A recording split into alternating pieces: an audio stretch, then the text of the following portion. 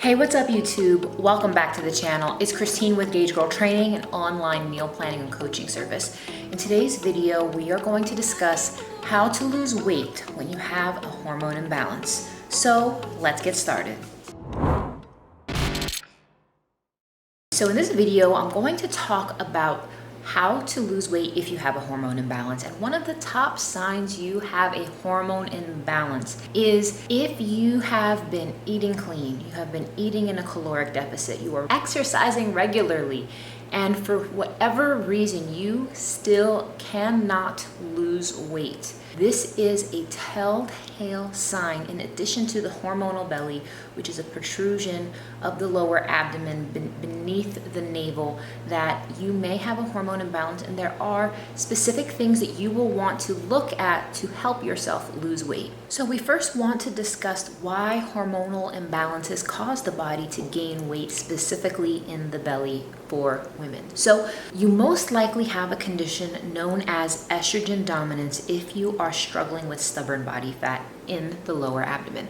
And estrogen dominance can feed a vicious cycle of weight gain for women. So too much estrogen in your body that's not being broken down, that is not being eliminated effectively by the liver, that will actually program your fat cells to store more fat. Yes, I repeat, estrogen dominance will program your fat cells to store even more fat. And this becomes a very vicious cycle because the more these fat cells store fat, the more estrogen they give out. This creates more estrogen in your body, which then of course programs the fat cells to store more fat. So this leads to consistent and easy weight gain, and it makes it very hard to lose weight when this occurs. So if you have been unsuccessfully losing weight, the reason for this is because estrogen dominance is a metabolic condition that requires a drastically different approach to weight loss than traditional fat gain. You need to first manage your hormone imbalance. You need to bring your estrogen levels down.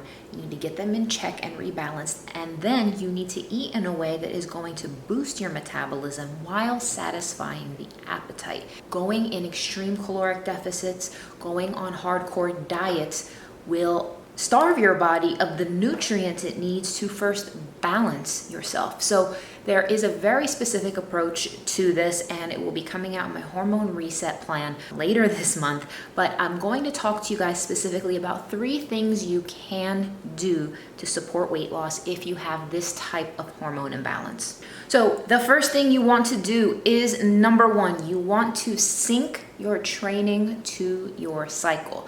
This can be called cycle syncing with your exercise. So if you are doing intense, aggressive HIIT style workouts all month long, you may think that you are actually helping your body because you are working hard, you are burning calories, and you are doing all the things. However, it would be more advantageous for you to time this type of intense training during the first half of your cycle, which is the follicular phase, as opposed to the luteal phase, which is the second half of your cycle. When you do intense training during the second half of the cycle, you will overstress the adrenals.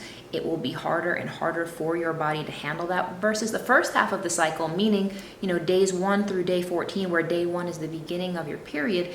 Your body is going to be more in a state of hormone balance where it can handle that. The second half of the cycle is where more trouble arises. So you want to cycle sync with your training, especially front end loading more intense training during the first 14 days and being a little bit lighter and less intense during the second 14 days. So number 2, and this is going to sound counterintuitive, but you need to stop seeing dieting as calories in, calories out. Now, there's a caveat to this. Yes, in order to lose body fat, you do need to be eating in a caloric deficit. But for my ladies in the wheelhouse of estrogen dominance, what I need you guys to do is I need you eating more at your maintenance calories, at least for 2 to 4 weeks, if not longer, to really get your metabolism revved up, to get your body in a state of hormone balance, feeding it the micronutrients as well as macronutrients it needs.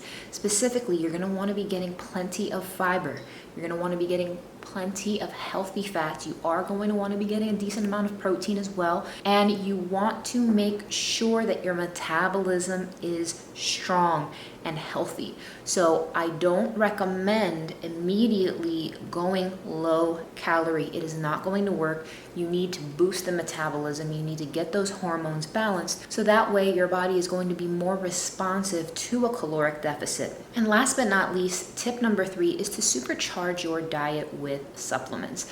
Now, I'm not talking about fat burners. I'm not talking about gimmicky things. I'm talking about quality, natural ingredients that are going to help remedy the hormone imbalances.